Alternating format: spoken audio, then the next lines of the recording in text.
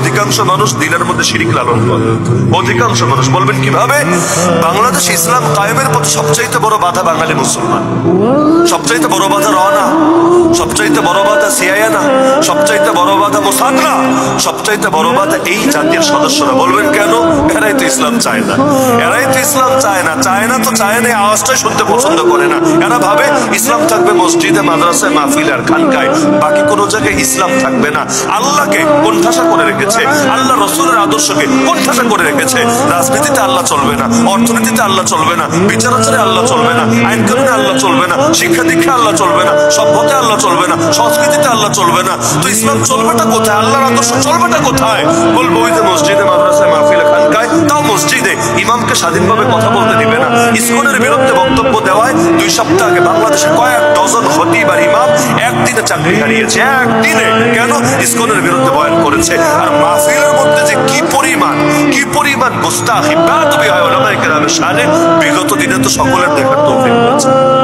এমনকি এখনো যে বন্ধ হয়েছে তা না, আগে তো মাহফিলে ঝামেলা করতো, এখন তো রাস্তায় রাস্তায় হামলা করতো। ইতিমধ্যে এমনকি শুধু গত রাত্রে বাংলাদেশ অন্তত 1 ডজন ভক্তের উপর হামলা হচ্ছে, অন্তত 1 ডজন। এবং আলহামদুলিল্লাহ আল্লাহ হেফাজত করেছে, কারণ পরিস্থিতি খারাপ হয়, মোটামুটি সবাই সতর্ক আছে। এখন এটাকে ডাকাতের হামলা নাকি টার্গেটকৃত হামলা কেমনে বলবেন? ছাত্র আন্দোলন যারা করেছে এর মধ্যেও তো 3 জন ইতিমধ্যে শহীদ। কে মেরেছে, কেন মেরেছে, কিছুই কোনো কুল কিনারা খুঁজে পাওয়া যাচ্ছে না। অপরাধী কে, মোটিভ কি বুঝে ওঠা যাচ্ছে না। আর রয়ের এক আনঅফিসিয়াল মুখপাত্র তো ইন্ডিয়ায় বসে এক চ্যানেলকে সাক্ষাৎকার দিয়েছে যে 20 জানুয়ারিটা খালি যাক, ট্রাম্প খালি শপথ গ্রহণ তো করেছে, এখন দায়িত্বটা আসুক, মানে চূড়ান্ত ভাবে দায়িত্বটা বুঝে পান। এরপর সাংবাদিক মানে ওই যে উপস্থাপক তাকে বলছে, এরপর আপনি এই টেলিভিশনে বসে বসে খালি সংবাদ পাঠ করবেন, আজকে ঢাকায় 1 জন নিহত, আজকে অমুক জায়গায় 1 জন নিহত, কিন্তু কে মারলো, কেন মারলো আপনারা খুঁজেই পাবেন না। কেন? কারণ দিল্লির বিপক্ষে যারা যায় এদের পরিণতি এছাড়া কিছু হয় না। তার এই বাক্য শুনলে কিন্তু আর বুঝতে বাকি থাকে না বাংলাদেশে আগামী দিনে ওরা কি করতে চাচ্ছে। তাহলে গুপ্ত হত্যা তো এটা গোয়েন্দা সংস্থাগুলোর খুব স্বাভাবিক কাজ। এবং আমি তো মনে করি, শুধু আমি না, বাংলাদেশের ইসলামপন্থীরা ব্যাপকভাবে মনে করে যে যাদের দ্বারা ব্যাপক জাগরণ হতে পারত এমন লোকদেরকে টার্গেট করে করে ওই জামানায় গুপ্ত হত্যা করেছে। যাদের মধ্যে আল্লামা সাঈদী, আল্লামা বাবুনগরী নামগুলো সবার শেষ হয়ে গেল। তাদের মৃত্যু যে স্বাভাবিক ছিল নাকি অস্বাভাবিক ছিল এটা বুঝতে পিএইচডি করা লাগে না। ন্যূনতম কমন সেন্স যদি থাকে আর পুরো ঘটনার বৃত্তান্ত যদি সামনে থাকে আপনি নিচেই বুঝতে পারবেন। আরো অনেকগুলো নাম বলা যাবে, সব বলছি না।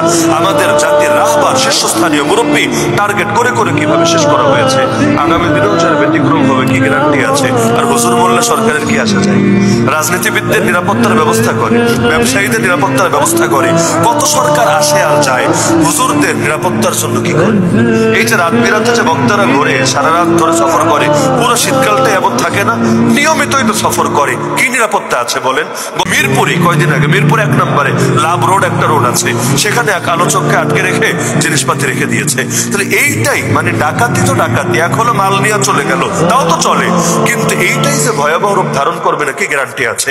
অথচ এই শীর্ষস্থানীয় আলেম, সাধারণ আলেম বাদে দিলাম, আমাদের কথা বাদে দিলাম, যারা গোটা জাতির রাহবার, পুরো জাতির নেতৃত্ব দিচ্ছে, তাদের নিরাপত্তার জন্য সরকারের কি উদ্যোগ আছে? তারা যদি একটা গানম্যান রাখতে চায়, এর জন্য যদি লাইসেন্সের আবেদন করে, 100 বছর পার হলেও লাইসেন্স দেবেন। এটার কোনো ফিকিরে নেই, কোনো সিস্টেমে রাখে নাই, সব বন্ধ করে দিয়ে রেখেছে। কেন? কারণ হুজুর মূল্যে ওদের কিচ্ছু আসা যায় না, হুজুরদের প্রাণের ন্যূনতম মূল্য ওদের কাছে থাকে না। এজন্যই তো দেখেন না 2013-তে হুজুররা মাইর খেয়েছে, গোটা জাতি বসে বসে তামাশা দেখেছে। কেন রে? জুলুমের বিরুদ্ধে তখন সবাই একসঙ্গে গর্জে উঠতে পারলি না, ওই দিন যদি গর্জে উঠতি 2024 পর্যন্ত তোদের কপালেও এই ঘন ঘটা নেমে আসতো না। সুতরাং লড়াইয়ের জন্য, আসন্ন লড়াইয়ের জন্য মানসিকভাবে প্রস্তুত থাকেন।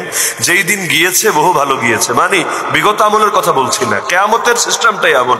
নবীর জামানা থেকে যত দূরত্ব বাড়বে ফিতনা মোটেও কমবে না, ফিতনা বাড়বে। হ্যাঁ, ওয়ালপেপার চেঞ্জ হবে, থিম একই থাকবে, ওয়ালপেপার চেঞ্জ হবে, এক এক সময় এক এক রূপ ধরে আসবে, কিন্তু মুসলমানের জন্য গোটা দুনিয়াটা জেলখানায় পরিণত হয়ে থাকবে। এজন্য সবাইকে দাওয়াত দিচ্ছি, শারীরিকভাবে প্রস্তুত হন, মানসিকভাবে প্রস্তুত হন, জ্ঞানগতভাবেও প্রস্তুত হন, সাংস্কৃতিক যুদ্ধের সৈনিক হন, আর চূড়ান্ত ভাবে যদি সামরিক যুদ্ধেও নামা লাগে এর জন্য এখন থেকেই নিজেদেরকে গড়ে তোলেন, প্রস্তুত রাখেন। পারবেন না ইনশাআল্লাহ? পারবেন না ইনশাআল্লাহ? কারণ সিকিম গিলে খেয়েছে, হায়দ্রাবাদ গিলে খেয়েছে, এ বাংলাদেশ যে গিলে খেতে চাইবে না, এত ভরসা রাখে কিভাবে? যদিও পারবে না ইনশাআল্লাহ, কারণ আমাদেরকে গিলতে আসলে ওদেরকে গেলার জন্য বহুজন বসে আছে, সুযোগের অপেক্ষায় আছে। তোরা ঢুকবি আমাদের দিকে, তোদের মধ্যে ঢোকারও আশপাশেও বহুত আছে, আর তোদের মধ্যে এই পরিমাণ বিদ্রোহী আছে ইনশাআল্লাহ আমাদেরকে ভাঙতে আসলে তোরাই যাবি ভেঙে টুকরা টুকরা হয়ে। কিন্তু তারপরও নিজেরা যদি প্রস্তুত না হন, তাহলে কাম তো আর অন্য কেউ এসে করে দিয়ে যাবে না, নিজের কাজ নিজেকেই করতে হয় ইনশাআল্লাহ। তাহলে আগামীর বাংলাদেশ আল্লাহ যদি চান ইসলামের বাংলাদেশ হবে।